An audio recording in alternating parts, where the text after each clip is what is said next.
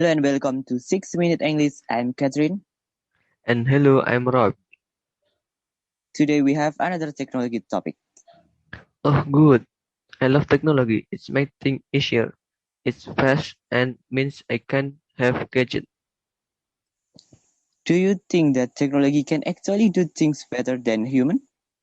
For some things, yes. I think cars that drive themselves will be safer than human, but that will take away some of the pleasure of driving. So I guess it depends on what you mean by better. Good point, Rob. And that actually ties in very closely with today's topic, which is techno-Calvinism. What is that? We'll find out shortly, Rob. But before we do, today quiz question. Artificial intelligence, or AI, is an area of computer science. They developed the ability of computers to learn to do things, like solve problems or drive cars without crashing. But in what decade was the term artificial intelligence coined?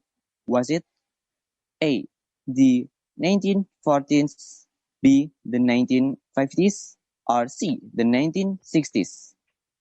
I think it's quite a new expression, so I will go for C, the 1960s.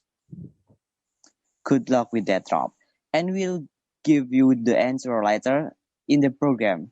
Now let's get back to our topic of techno-Calvinism. I know what a cow finish is. It's someone who think that their country or race or sex is better than other.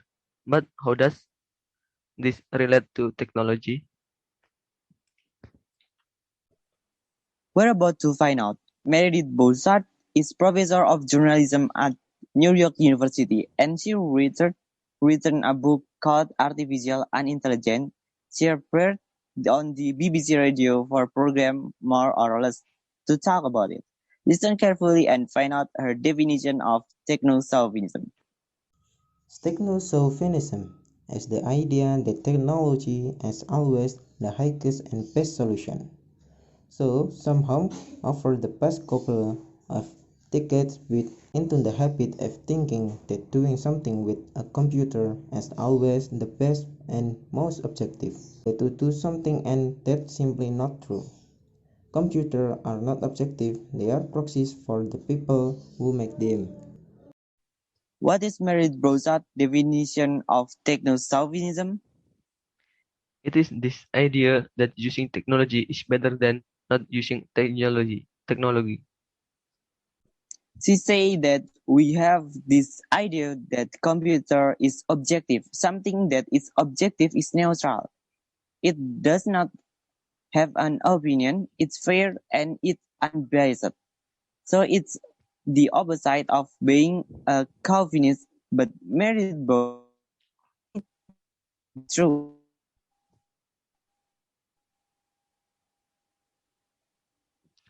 She's, uh, she argues that computers are not objective.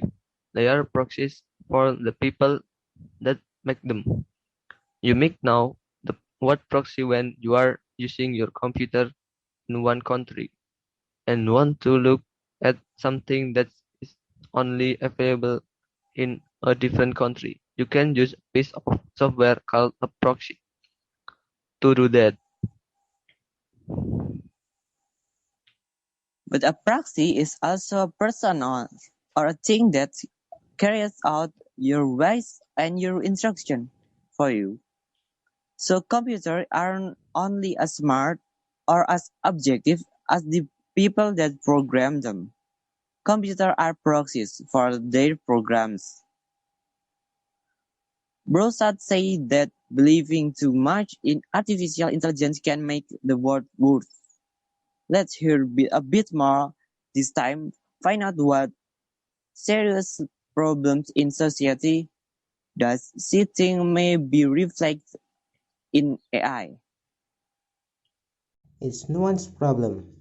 What we have as data on the world as it is, we have serious problem with racism, sexism, classism, ageism, and the world right now. So there's no such thing as perfect data. We also have a problem inside the tech world where the creator of algorithms do not have sufficient awareness of social issues such that they can make good technology that gets us closer to what it is should be. She said that society have problems with racism, sexism, and classism and ageism.